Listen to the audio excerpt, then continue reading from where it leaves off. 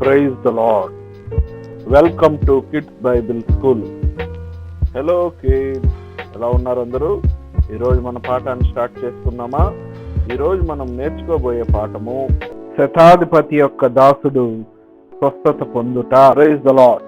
ఈరోజు మనము శతాధిపతి యొక్క దాసుడు ఏ విధంగా స్వస్థత పొందాడు, ప్రభు అయిన యేసుక్రీస్తు అతన్ని ఏ విధంగా స్వస్థపరిచాడు అనే విశేషాలని మనం ఈ పాఠంలో వివరముగా తెలుసుకుందాము.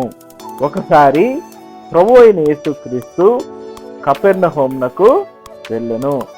అంటే ప్రభు అయిన యేసుక్రీస్తు కపెర్నహూము అనే ప్రదేశానికి వెళ్ళినప్పుడు ఆ ప్రదేశంలో ఒక శతాధిపతి ఉండెను.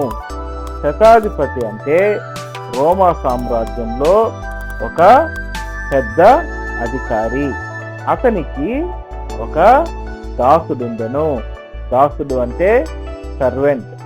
ఆ సర్వెంట్ బాగా అస్వస్థతతో, అంటే చాలా అనారోగ్యంతో బాధపడుతున్నాడని, చావడానికి సిద్ధంగా ఉన్నటువంటి ఆ రోగిని స్వస్థపరచుట కొరకు యూదుల్లో ఉన్న పెద్దలని ఆ శతాధిపతి యేసుక్రీస్తు వద్దకు పంపిస్తాడు.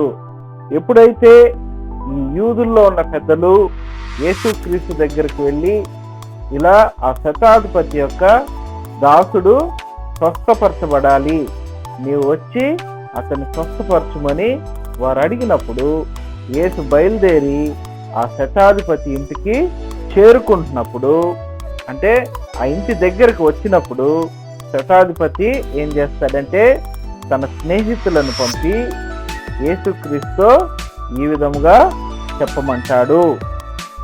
యేసు తన ఇంటికి వచ్చుట తాను పాత్రుడిని కాదనియు, అంటే యేసుక్రీస్తు అంత పరిశుద్ధుడైన దేవుడు ఈ పాపి అయినటువంటి శతాధిపతి ఇంటికి రావుట అతను పాత్రుడు కాదని, అతను ఒక మాట మాత్రం సెలవిస్తే తన దాసుడు స్వస్థపరచబడతాడని వారితో చెప్పి పంపిస్తాడనమాట.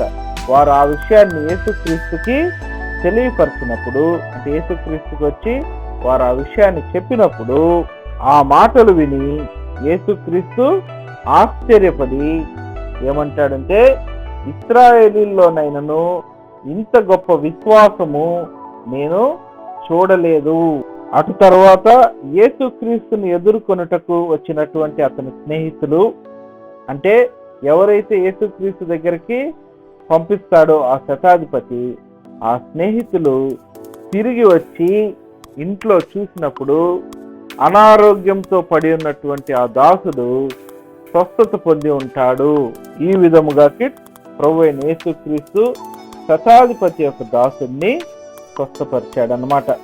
ఈ పాఠం నుంచి మనం నేర్చుకోవాల్సిన నీతి ఏంటంటే, మనలను మనము తగ్గించుకొని ప్రభువును విశ్వసించిన ఎడల ఆయన తన వాక్కు మూలముగా మనలను స్వస్థపరచుటకు సమర్థుడై ఉన్నాడు.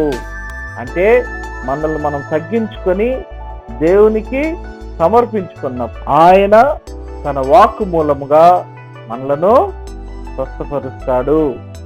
నేర్చుకోవలసిన సంకట వాక్యము కీర్తనల గ్రంథము 107వ అధ్యాయము 20వ వాక్యము. Praise the lord.